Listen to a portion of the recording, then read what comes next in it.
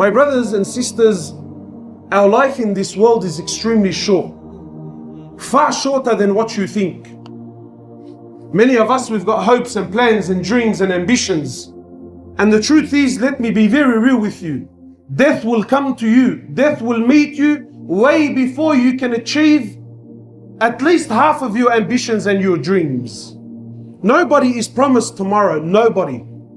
Death will come. It's promised. It comes unannounced. That is the reality. That is the haqq. That's the truth. No one knows when his time is.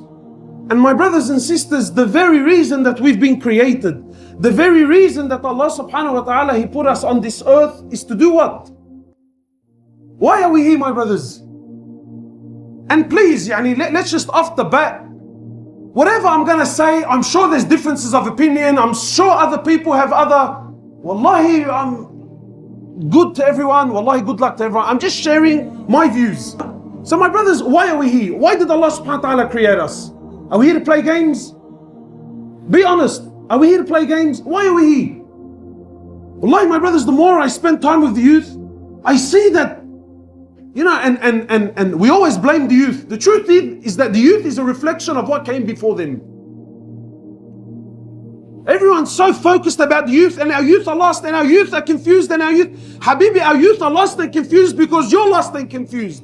Because our fathers and mothers were lost and confused. Very easy to stand and point the finger and say, look at them. Look at them. Habibi, your son, your daughter is a reflection of you. It's a reflection of you. How did you spend your time? What are you doing with your life? Your kid is trying to do the exact same thing, maybe through a different path, but the exact same thing. So why are we here, my brothers? Is the purpose of life to get married? Is the purpose of life to wear nice clothes? Is the purpose of my existence to build a big home? Is that why I'm here? Or am I here to serve Allah subhanahu wa ta'ala? Am I here? Has Allah subhanahu wa ta'ala, Allah has placed you on this earth for what? For short time. If Allah gives you life, how much is He going to give you? 80 years, 90 years, 100 years, and then what? And then you're going. And then you're going. And then what do you take with you? What do you take? Wallahi, my brothers, this world is so trivial, you have no idea. No idea. Allah subhanahu wa ta'ala has created you for a short time to worship Him, to call to Him, to glorify Him, to establish deen in your life. Two things. My opinion, two things. The purpose of your existence on earth is to establish deen in my life and to establish deen on the earth. Simple. Deen in me and deen in others. That's the purpose of your life. That's why you're here. Wallahi, my brothers, Allah subhanahu wa ta'ala doesn't care. He doesn't care. Allah doesn't care how much money you have. Allah subhanahu wa ta'ala doesn't care how many cars you drive. Allah doesn't care how big your house is, how many bedrooms, whether there's en-suites, granite bench tops, bench. Allah subhanahu wa ta'ala doesn't care. It's all dunya. Al-dunya mal'una wa mal'unun ma fiha. Law kanat ad-dunya ta'dilu 'inda Allahi janaha ba'uda ma saka kafiran minha sharbet ma. The Prophet of Allah, he says, sallallahu alayhi wasallam, this world is so trivial. This world is so pathetic. This world is so cheap in the eyes of Allah. It's so cheap. It's so worthless. He says, if it doesn't, but if this world had any value in the eyes of Allah, Allah would not have had given a single kafir a sip of water to drink. Not a sip of water would He have had given a single kafir. Imagine someone that hates Allah, he hates His Prophet, is an enemy of Islam, clear, open enemy. Yet Allah subhanahu wa ta'ala still gives them, still opens doors upon them, money, cars, women, palaces, empires, governments, and Allah gives. Why? Because all of it means nothing to Allah. It's worthless. This is not success. And what's sad is you and I, the Muslim, you and I, the ones that have been given deen, the ones that have been given light, the ones that have been given The greatest gift to humanity, the greatest gift is Rasulullah sallallahu alayhi wasallam and the Quran and the book of. We've left that. We've left the way of Rasulullah sallallahu alayhi wasallam. We've left his deen. We've left his way. We've left his sunnah. For what? What have we left it for, my brother? What, for this world? For this dunya? For this dunya? Whoever left this world and took anything with him? Whoever left this dunya and took anything with him? Yet we still fall in the same holes. We still make the same mistakes. The night has been called. Which side are you on? Ask yourself, which side are you on? Are you on Allah's side? Are you on the Prophet Muhammad sallallahu? Are you on his side? Which side are you on? And wallahi, don't fool yourself. Claims. Habibi, everyone talks. If talking was going to allow us to enter into paradise, Habibi, trust me, we're all in Firdaus al-A'la. But you look at the Sahaba and you look at the Prophet, they spoke very little and they did much. Today we speak very much and do very little. Which side are you on? Wallahi, my brothers, every single person is searching for happiness and we're all searching for success. Every human is. Muslim and non-Muslim alike. Everybody wants to be successful. Everybody wants to be happy. Everyone wants to be ahead of the game. But Allah has sent you the Prophet. Allah has sent you His book, His Quran, to show you which path is success, to show you which path leads to happiness. And we've left it and turned to what? What have we turned to?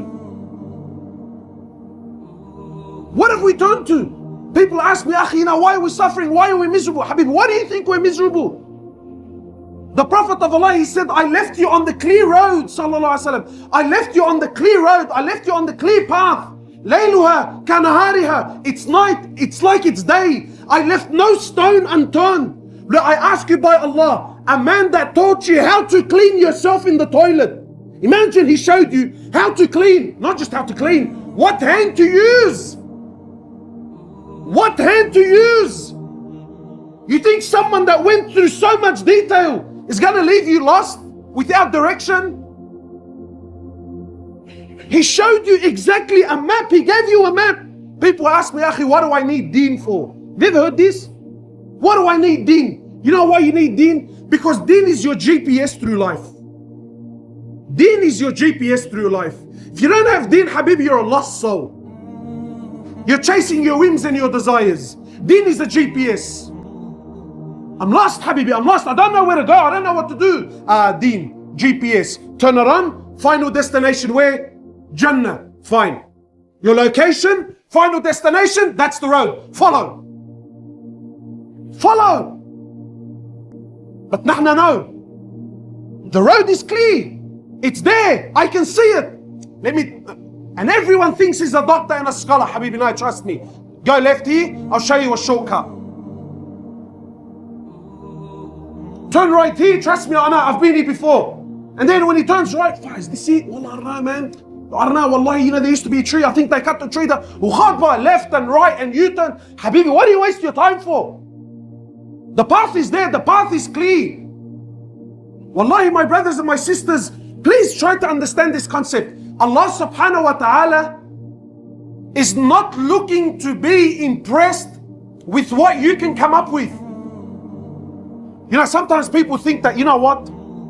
That look, I know that that's the path, but I want to impress Allah subhanahu wa ta'ala and I want to do something else. Or I want to do something extra. Allah is not impressed with this. And Allah subhanahu wa ta'ala is not looking for that.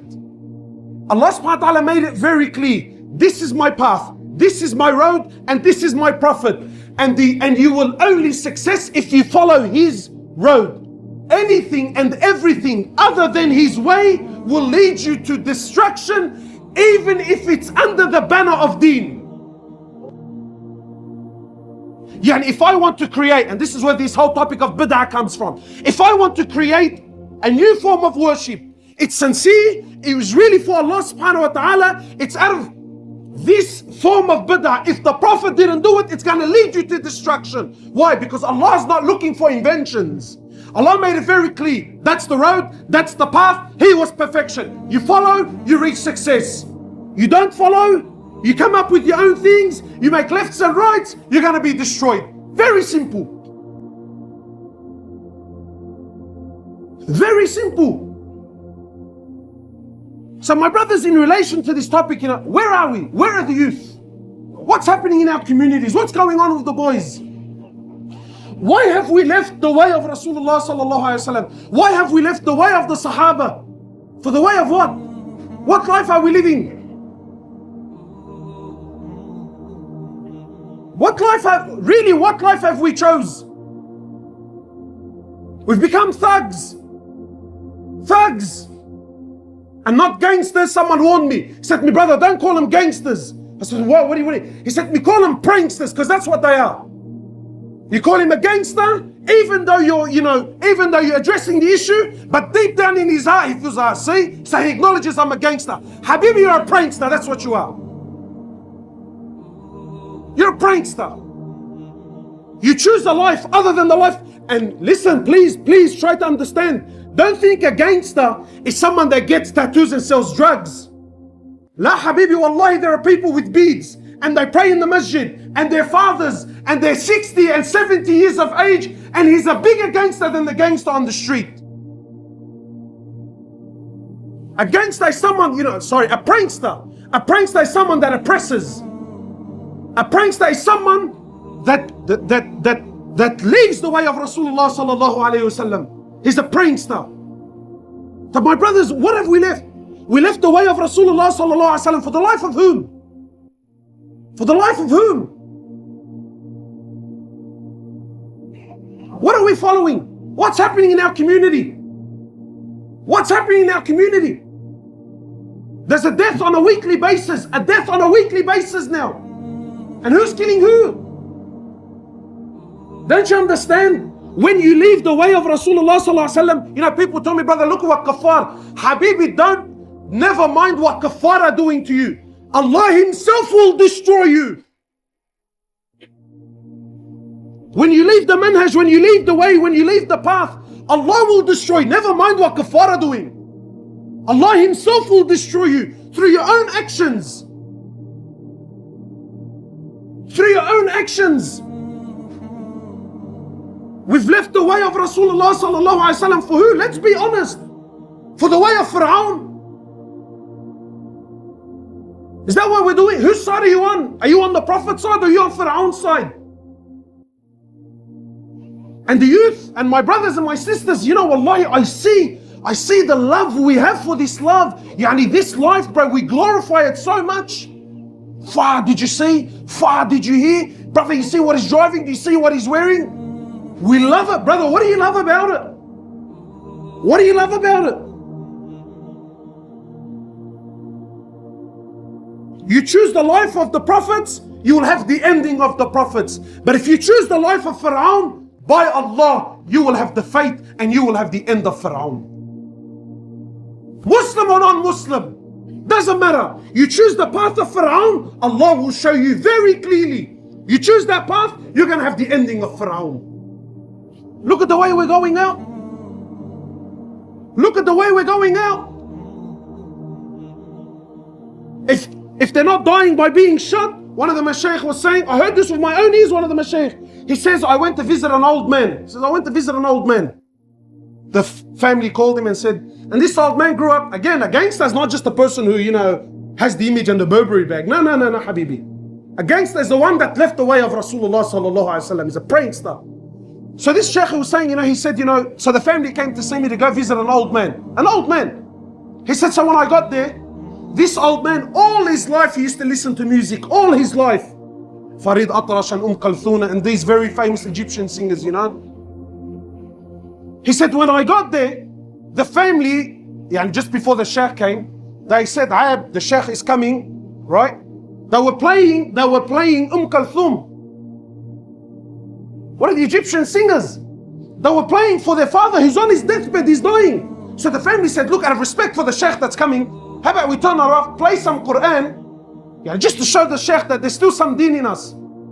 So they turned it off, put Quran on, the sheikh came, So the old man from his bedroom started screaming. He said, turn off the Quran and put her back on, for she soothes my soul. She soothes my soul. Turn the Quran off and put it on. She's why it soothes my soul. You choose the life of Fir'aun, you're going to have the fate of Fir'aun. Wallahi, my brothers, our deen is honor. Our deen is izzah. It's karama.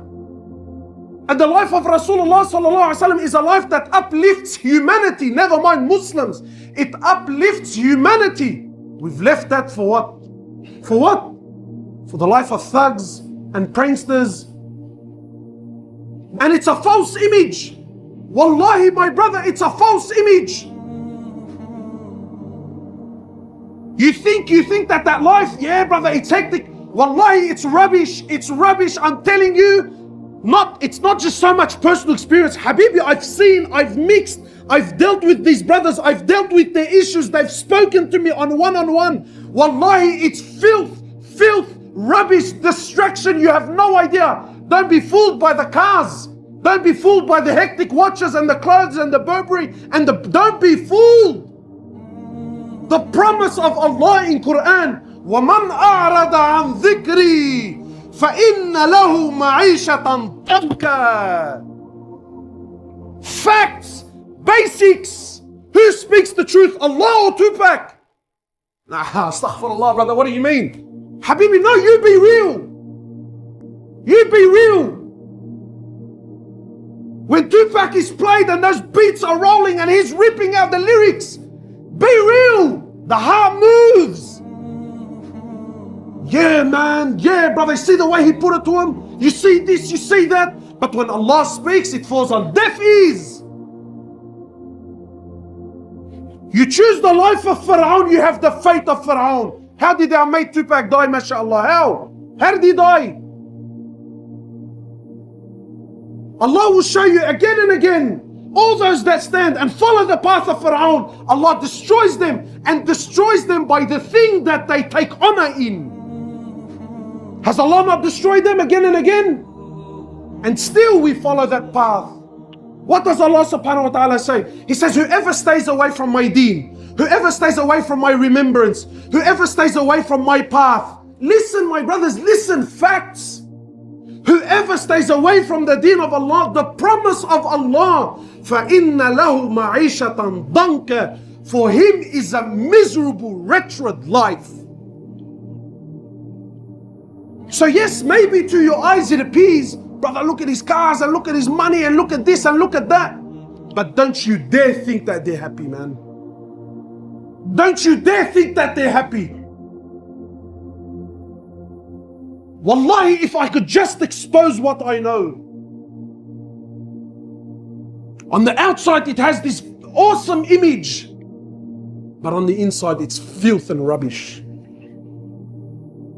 Come and see. Come and see. And the young brothers, you know, we grow up and we start to strive for this. Yeah, man, that's the path I want, brother. You know what I mean? That's the path I want. That's the image I want. Why? Because why? And you know what? We're all guilty with this. Wallahi, even myself, I'm guilty. You know why? Because the truth is, whether we admit it or not, especially the religious brothers, we love their life. We glorify their life. We talk more about their life in our own masjid than we do about the lives of the Sahaba and the Prophets. Well, it's just me and the boys. Did you hear? Did you see? Did you? Oh, that's all we do is we talk about them. What they bought and what they sold and what they drive. And then when we see the young brothers doing it, nah, that's not right, man.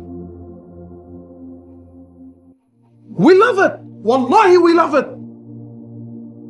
Because we glorify this life. Now our young brothers and our young sisters now, what is it that they want? They want that image. Why? Because that image brings respect.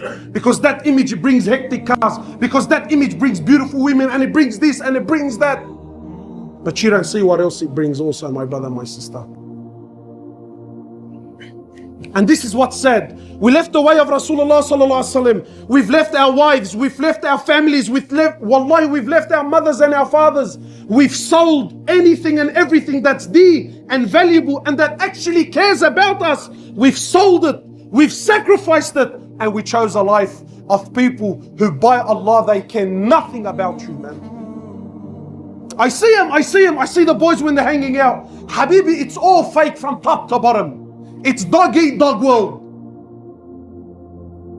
Wallahi, when one of them gets shot, when one of them gets knocked, you see the excitement in their eyes. Everyone rocks up to the funeral, Lula, brothers. But I'm telling you, most of them, especially when a heavy gets knocked in the area, Habibi, you know why? Whenever there's a heavy in the area, and he's a standover man, usually what happens is, there's a lot of people that want to grow, but they can't grow. Why? Because he's there.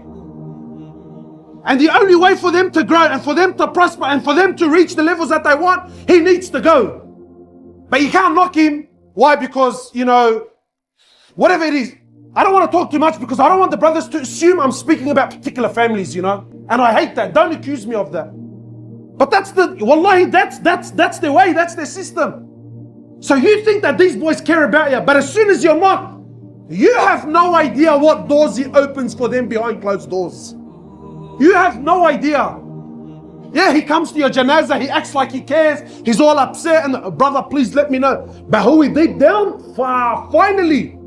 Finally, now I can grow and now I can expand. Do you think that's family? Do you think that's family, my brother, my sister?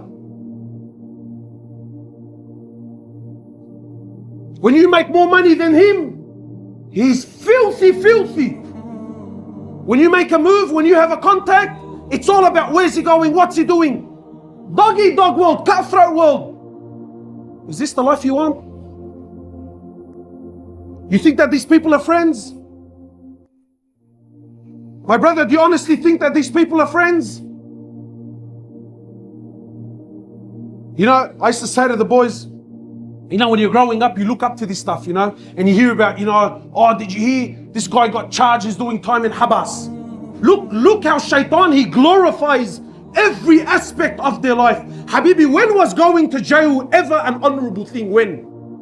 Just explain to me, when was you being in jail? Unless you're in jail for the sake of Allah, genuine for the sake of Allah subhanahu wa ta'ala, you've been thrown into jail because you were uplifting the deen, you were standing for la ilaha illallah, then and only then you being in jail is an honorable thing. But other than that, when has there ever been a situation where someone in jail is a glorified thing? When? Now, and look at the way it works. The first time you ever go to prison, you feel like the biggest antar, brother. And look, just the way we talk about it.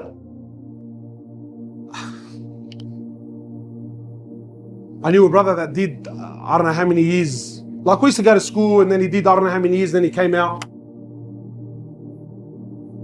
Just, the whole attitude, it burns my soul, bro. Assalamu alaikum. Wa alaikum salam. And Shoo brother, how you been? And wallah brother, I just got out of Habas, Because what does that mean, yani? I know that you just got out of Habas. Yeah, brother, I did. And then he comes to Atlu, wallahi, akhi, I don't care why you're in Habas. The truth is, you either probably, see, if I talk, then you're going to assume I'm talking about other people, you know what I mean? No, wallahi, I know people that went to Habas because he was stealing from the pizza man.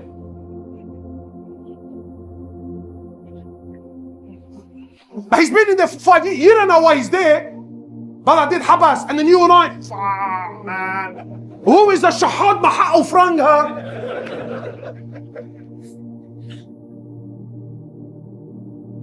And you and I here, wallahi, I think what? That these guys in Habas, that they're all big boys and they're all, Habibi, wallahi, I've heard first-hand experiences.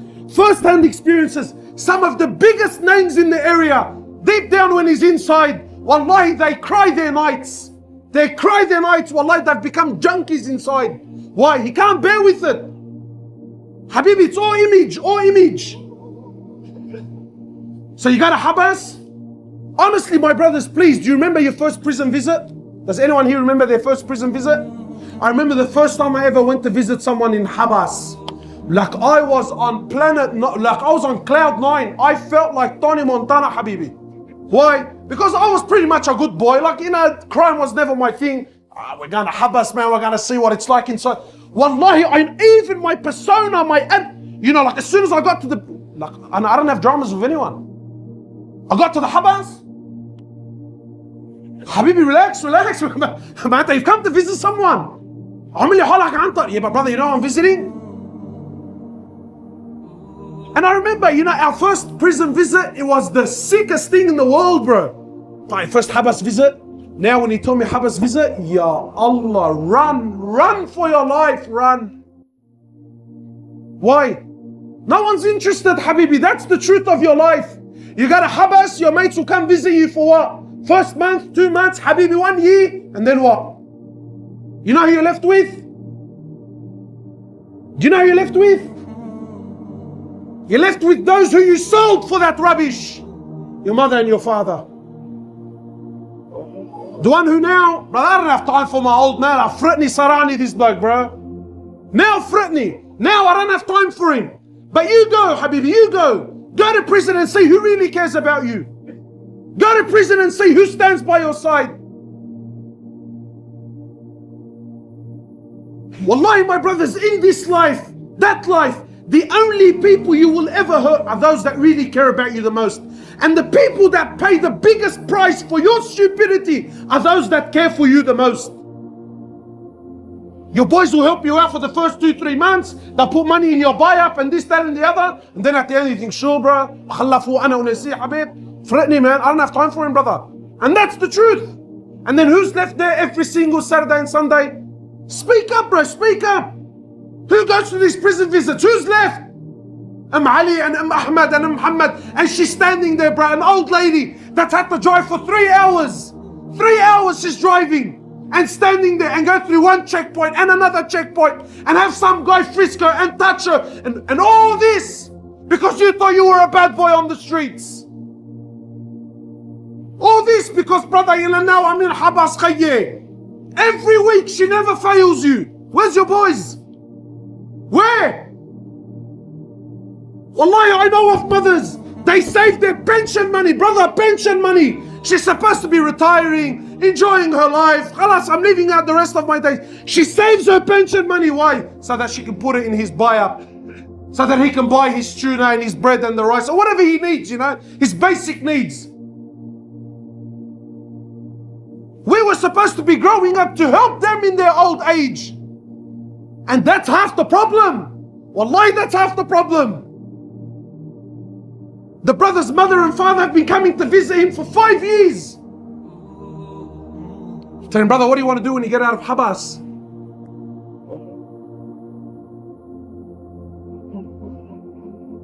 Brother, when you get out of Habas, you've been there for 5 years, your mum's been coming every single week. What do you plan on doing? Do you think it's, brother, I can't wait to run home and kiss my mum's feet and thank her for coming? What do you want to do, brother, when you get out of Habas?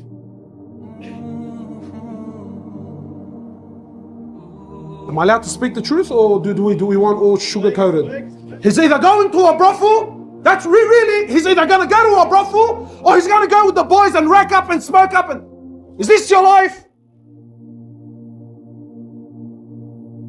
He'll do 5 years of Habas. His mum and dad didn't leave him the blink of an eye. Then when he gets out, instead of thanking them and coming home and repenting and changing his way, what does he choose? And that's the life that we glorify. That's the life that we look up to. That's the life that all of the young brothers here now, Far, man, far. Look at this, look at that. Wallahi, my brothers and my sisters, wallahi, this life is rubbish. By Allah, this life, it's rubbish and it's destruction. And wallahi, if you choose this life, you will have the fate of Fir'aun, and Allah subhanahu wa ta'ala will bring you down to the ground. Because the only honor, the only success, the only happiness, the only azza you will ever have in this life is the way of Rasulullah sallallahu alayhi wasallam. Anything else will destroy you. What's so honorable about that life? What? Look at what comes along with it. It's not just a life, it's a whole Habibi, it's a complete set, it's a complete system. You gotta walk a particular way, you have to dress a particular way, you gotta wear particular brands. And shaitan always comes to you and he starts it off nice and cute, you know. And here comes the part where I know some may get offended, but wallahi, I'm mentioning this for the sake of Allah. And wallahi, my brothers, I'm not speaking about the brother that's repented and changed. You know, Allah subhanahu wa ta'ala forgives all sins in dunya. You know? But I see young brothers he's aspiring to do. You know, I see them. 13, 14. You know what his dream and his ambition is? It's to get a tat. Habibi, Inta, what do you want this for? Why? Habibi, just tell me, what do you want it for? You know why he wants it deep down. Wallahi, I've sat in gatherings with brothers, beats like this, and we talk. Brother, you know, if tats weren't haram, wallah, I'll get this and I'll get that and I'll have this and I'll have that. What's that mean? Wallahi, that's a sign of how much we love it. And it starts off cute. How does it usually start? How does it usually start, tats? His mum's name. It's my sister's name. Ya khalli, تقبشني انت تقبشني انت يا حبيب قلبي انت. Some of them are different. Allah. Ya habibi طال غيابك أنا Soldier of Allah. Only God can judge me, brother. Habibi, wallahi, he's gonna judge you, have no doubt. And that's how it starts. Did you ever see anyone get one and call it a day? Did anyone ever get one and call it a day? Starts off with mum's name. Then who does it end with, man? The Prophet of Allah, he says in the Sahih Hadith, the Prophet of Allah cursed. You know, the Prophet of Allah didn't curse kuffar.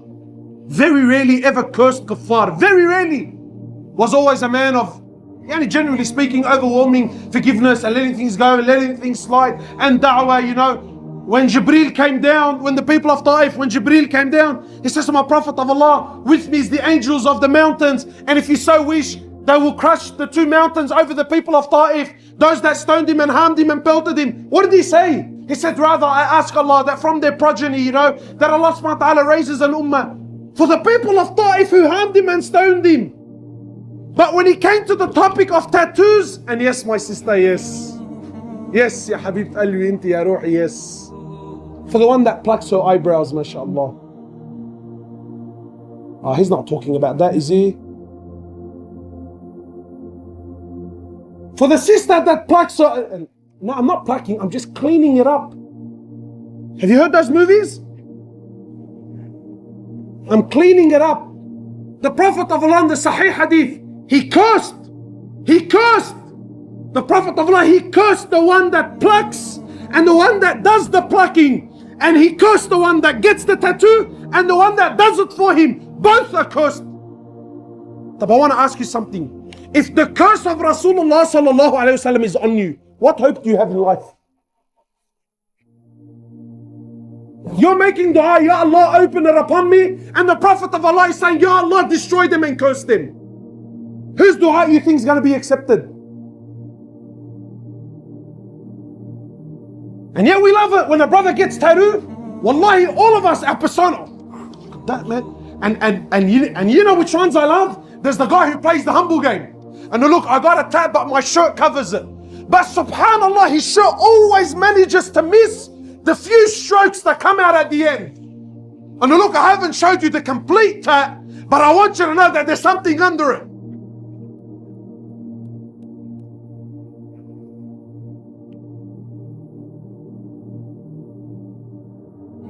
And there's the brother, and look, I know personally, I know many brothers that got tattoos and repented and changed, and wallahi, they are the most of God, wallahi, they're the most God-fearing people that I know. Some of the most God-fearing. Please, let's be clear. I'm not speaking about the brother who's pulled up. And some brothers genuinely back in their days got tats in particular places that they can't hide. He really can't hide it, right? But you can see in his character that he's not proud of it. Wallahi, you could see it's in their character, it's in his demeanor. And who is not proud of it? But I still see brothers, so-called religious, and he's supposed to be pulled up and beard and abaya, but he'll always manage to show a tattoo that really can be covered if he wants it covered. Why? Because we love that. We love it. Is this, wallahi my brothers, is this what we're after? Have we really left the way of Rasulullah sallallahu alaihi wasallam for this?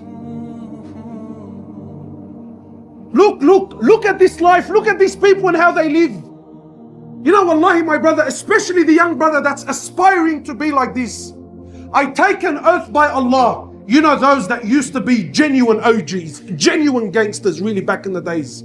They really used to be genuine pranksters, sorry. Those that really have repented, they're the ones that hate that life the most now. Why? Because they know how filthy it is. They know how filthy it is.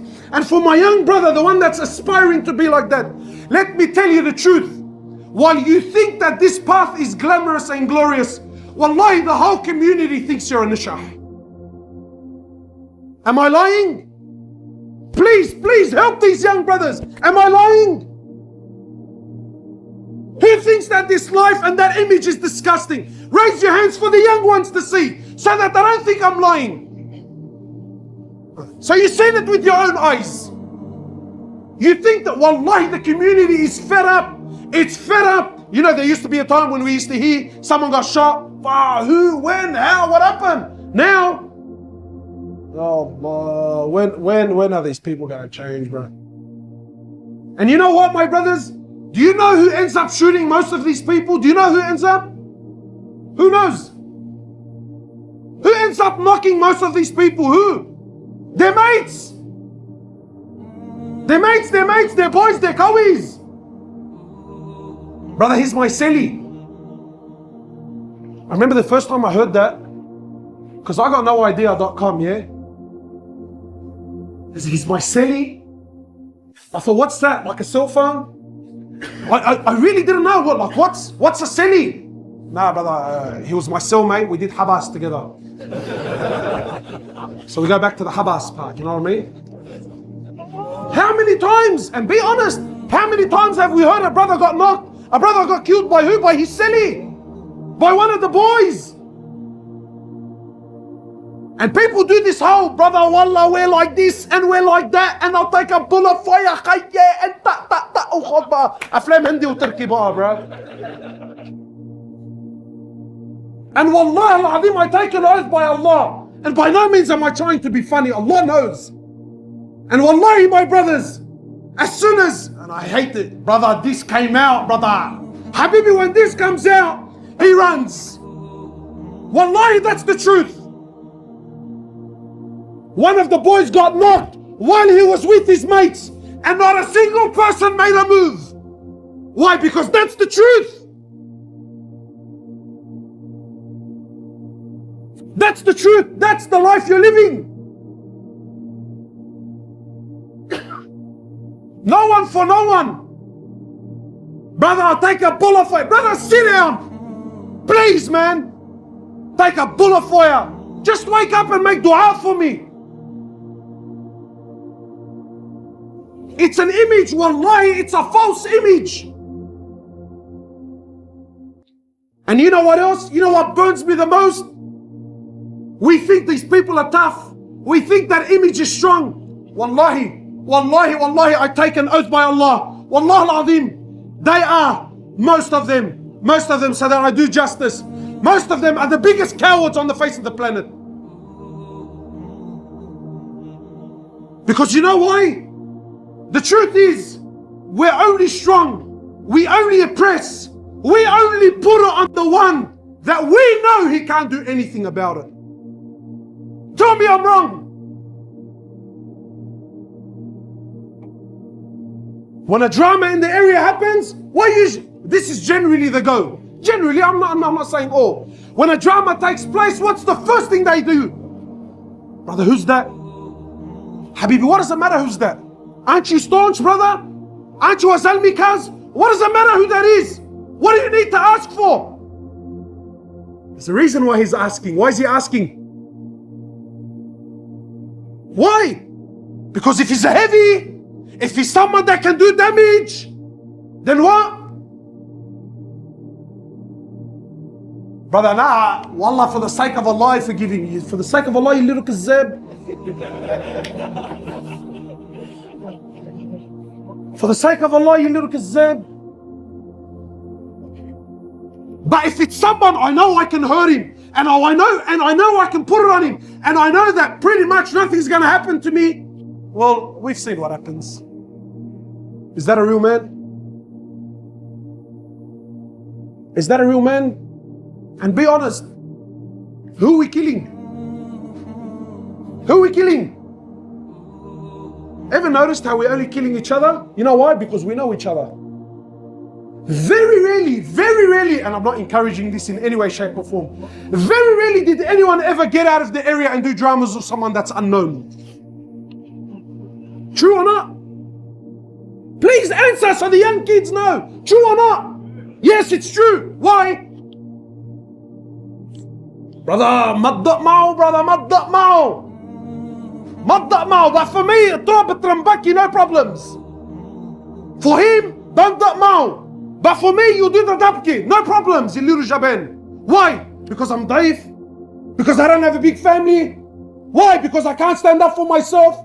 Is this our deen? Is this Islam? The Prophet of Allah and his companions who came to teach us that the strong should look after the weak. Those that are rich should look after the poor, not take advantage of them. The brother goes, opens up a manur shop, he opens up a little cafe, he's trying to make a living, he's trying to do something halal, he's trying to feed his family, he's trying to stay off the streets and stay off haram. And what do? Instead of helping him and supporting him, we're asking him for protection money. Like a tfa عليك يا نشح. تفا عليك يا نشح, you're a wati, brother. Wallah al-azim you are. You're a coward. Instead of helping and uplifting and rising your ummah, what are you doing? You come up to the masjid, what's he making a week? $1,500, $2,000 a week? And the brother comes, hits him up for $500 protection money. For what, brother? For what? What's he selling? Za'atar and cheese? But what's he doing?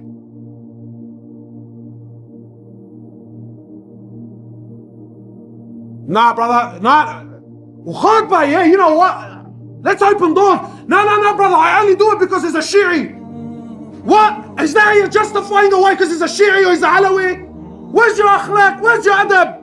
Where's your trying to call him to deen? Trying to call him to Rasulullah sallallahu alaihi wasallam? Trying to save these people? Where? No, brother, he's not one of us. One of who, yani who? What are we doing?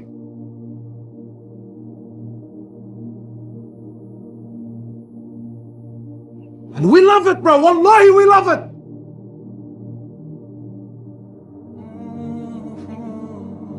Wallahi, I can talk all night, man. Wallahi, I can rip examples all night.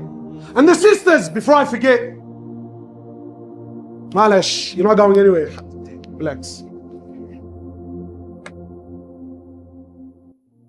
And to be fair to them, because not all, they're still, alhamdulillah, there's still a lot of God-fearing sisters who still have modesty and haya. We ask Allah to protect them and to increase them. But we know generally now what's happening, and it's starting to flourish. What's happening? What does the sister want? Honestly, do we want the brother that's trying to change? He's trying to live a simple life. Yeah, he's not the richest guy in the world. He's trying to bring deen to his life. You know, he spends most of his time trying to work for the deen and work for the ummah. Who wants to marry that bloke, man? Everyone wants a what? No, that's not fair, akhi. Don't. Honestly, astaghfirullah, wallahi, that's not good at all. No, it's not an example, akhi. That's not right. You know? Because he's a Muslim. We need to protect our brother even if he does wrong, you know? So who do we want? Who do we want? Of course we want, brother. I want the brother that's got an, you know, wallahi, because It's not because the sister's evil, you know, because we've been brought up, because we've glamorized this life. She wants the bad boy that can get her a Burberry bag and he can buy her a Coach this and he can buy her this. And wallahi, and that's what we want. Wallahi, my sister, do you think these women are happy? Wallahi, I know of a particular sister. She's the envy of every woman in her circle. She's the envy of every woman. Car, you look at in magazines. Clothes, only wallahi, only celebrities wear. Handbags and shoes, there's a new one every week. But when she calls me and her husband's cheating on her and she knows it and she can't do anything about it, or her husband goes out with the boys for 2-3 days and doesn't come home for 2-3 days. Yeah, the image on the outside is very nice and pretty, man. But what's on the inside? What's on the inside? If that's the measuring stick, if dunya, my brothers, my sisters, if the value of your husband, if the quality of your husband is based on the dunya that he gave you, then your beloved Prophet was the worst of husbands to his wives. Am I even allowed to say that?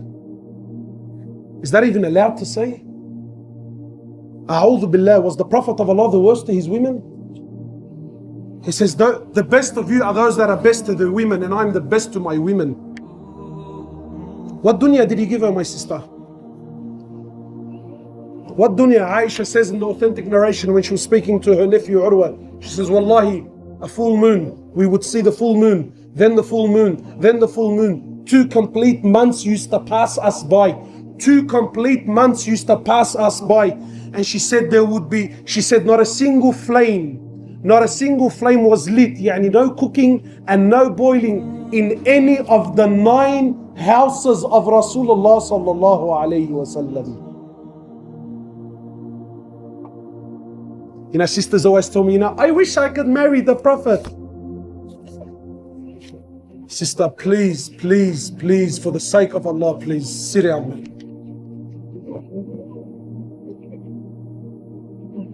So Urwa says, he says, oh my auntie, 2 months, how did you people survive?